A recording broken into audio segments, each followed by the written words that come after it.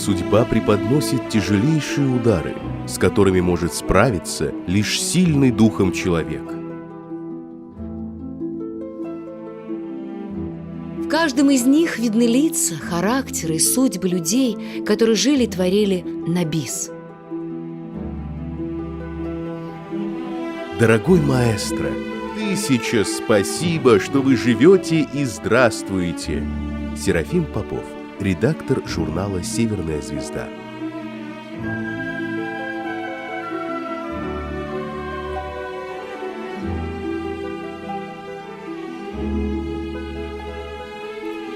Деточка, и это еще не предел.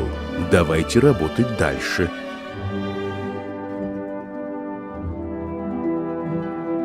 Как там Валентина Мефодиевна? Ах, какая певица! По ней Большой театр плачет.